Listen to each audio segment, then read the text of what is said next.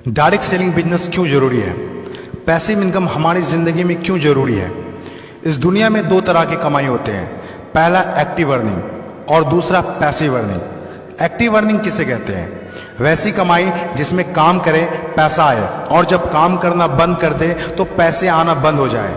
जैसे जॉब पर जा रहे हैं, पैसा आ रहा है, जॉब पर जाना बंद, पैसे आना बंद। एक दुकानदार दुकान खोल रहा है, पैसा आ रहा है, दुकान खोलना बंद, पैसे आना बंद। एक किसान खेती कर रहा है, पैसा आ रहा है, खेती करना बंद, पैसा बंद। एक मजदूर मजदूरी कर रहा है, पैसा आ रहा है, मजदूरी करना बंद, पैसा बंद। It's called active earning. और दूसरा पैसिव अर्निंग। पैसिव अर्निंग किसे कहते हैं? एक ऐसी कमाई जिसमें एक तय सीमा तक काम करे और उसके बाद काम ना भी करे तो भी अर्निंग होती रहे। It's called passive earning. Passive earning क्यों जरूरी है? क्योंकि आज हमारा शरीर काम कर रहा है, कल वह काम नहीं करेगा। आज कुछ ऐसा करना है जो हमारी मौजूदगी ना भी हो तो भी हमें रेगुलर इनकम आती रहे, और वो ज्यादा जरूरी है। पैसिव अर्निंग जिससे एक मिडिल क्लास और पुअर फैमिली भी आसानी से अपनी अर्निंग बढ़ाकर एक अच्छी जिंदगी जी सकता है। आज पैसिव अर्निंग के तरीके का इस्तेमाल वर्ल्ड के सभी अमीर लोग, बिजनेसमैन, पॉलिटिशियन और एक्टर सभी अपने लाइफ में पैसे कमाने में करते हैं। पैसिव अर्निंग का मतलब ऐसा काम जिसमें किसी काम का रेगुलर इनकम आता रहे, जैसे रेंटेड प्रॉपर्टी, कोई मकान, बंगला या रूम को रेंट पर देने से जो पैसा आए। और भी है जैसे fix deposit, real estate, business, YouTube earning, ये सभी पैसिव अर्निंग में आते हैं। आज आपके पास कोई एक ही इनकम ऑफ सोर्स है, चाहे वो जॉब हो या बिजनेस हो या शॉप हो या फिर एग्रीकल्चर, कुछ भी हो। आप उससे अपनी लाइफ की ज़रूरतों को पूरा नहीं कर सकते हैं। अगर आपको एक बेहतर जिंदगी चाहिए तो आप सिर्फ एक ही इनकम ऑफ सोर्स पर डिपेंड नहीं रह सकते। आपको सेकेंड, थर्ड, फोर्थ या ज़्यादा इनकम सोर्स बनाने होंगे। जितनी ज़्यादा इनकम ऑफ सोर्स होगी उतनी ज़्यादा अर्निंग होगी और आप अपने फैमिली को एक बेहतर ज़िंदगी दे पाएंगे। पैसिव अर्निंग करने के लिए आप ऑनलाइन और ऑफलाइन दोनों तरीके से कर सकते हैं। इसीलिए पहले आप कंफर्म करें कि आप किस तरह शुरुआत करना चाहते हैं। आपको बेसिक और सिंपल आइडियाज चाहिए, ज़्यादा रिस्क भी नहीं हो और इन्वेस्टमेंट भी कम लगे। डायरेक्ट सेलिंग बिजनेस सबसे बड़ा एग्जाम्पल है। ये पैसे कमाने का वो रास्ता है जिसमें आप सिर्फ एक बार मेहनत करते हैं और कुछ ऐसे संपत्ति बना देते हैं जो आपको जिंदगी भर पैसे कमा के दे सके। पैसिव अर्निंग को समझाने के लिए मैं आपके साथ एक स्टोरी शेयर करना चाहूँगा। यह कहानी है बर्क हेजेस की किताब द पैराबल्स ऑफ पाइपलाइन। एक छोटे से गांव में दो दोस्त रहा करते थे, ब्रूनो और पाब्लो, जो बड़े सपने देखा करते थे। एक दिन किसी न किसी तरह वो गांव के सबसे अमीर आदमी बन जाएंगे। वो दोनों काफ़ी मेहनती थे, उन्हें तो बस एक मौके की तलाश थी और एक दिन उन्हें वह मौका मिल गया। उस गांव में एक समस्या थी। गांव वाले को पानी लाने के लिए नदी में जाना होता था और आधा दिन पानी लाने में ही गुजर जाता था। वो दोनों ने गांव वालों से बात की कि वो नदी से पानी लाकर उन्हें देंगे और उसके बदले कुछ पैसे लेंगे। गांव वालों को ये बात अच्छी लगी। अगले दिन दोनों ने एक एक बाल्टी पकड़ी और नदी की तरफ चल दिए कि हर बाल्टी के लिए 10 रुपए दिए। ब्रूनो बहुत खुश हुआ, लेकिन पाब्लो को इतनी ज़्यादा खुशी नहीं थी।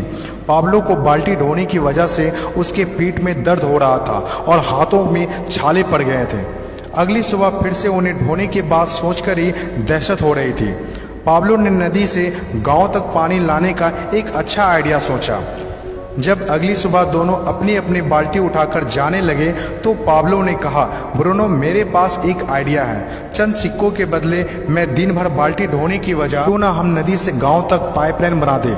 ब्रूनो ने कहा, पागल, हमारे पास एक बेहतरीन नौकरी है, अच्छे पैसे भी मिलते हैं जिससे हम जो चाहें खरीद सकते हैं। अपनी पाइपलाइन के आइडिया को दिमाग से निकाल दो। लेकिन पाब्लो इतनी आसानी से डिमोटिवेट होने वाला नहीं था।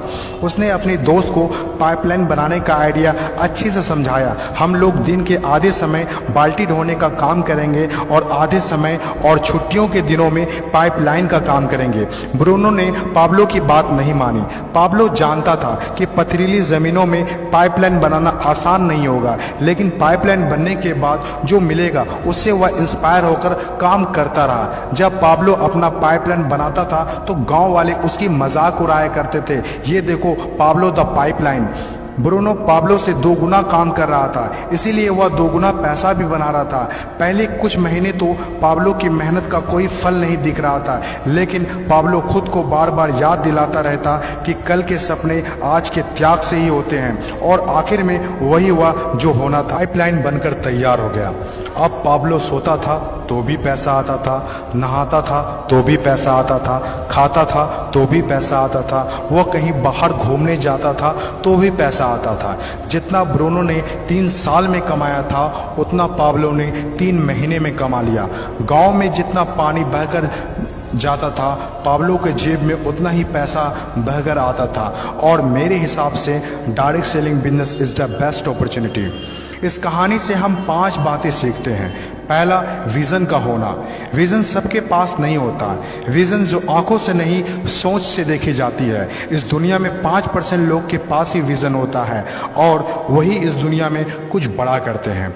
दूसरा, सबसे इम्पोर्टेंट, जब भी आप कुछ हटके करेंगे तो लोग आपका मजाक उड़ाएंगे, ठीक उस पाब्लो की तरह।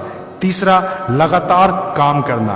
विजन पर काम करना आसान नहीं होता है। इसमें जबरदस्त फोकस के साथ तब तक काम करना होगा जब तक आप उसे कंप्लीट ना कर ले। चौथा, खुद को इंस्पायर करना। अपने आप को इंस्पायर करने के लिए वो देखना होगा जो पाइपलाइन बनने के बाद आपको मिलेगा। अपने सपनों को विजुलाइज करना होगा ताकि अपने आप को मोटिवेट और इंस्पायर कर सके।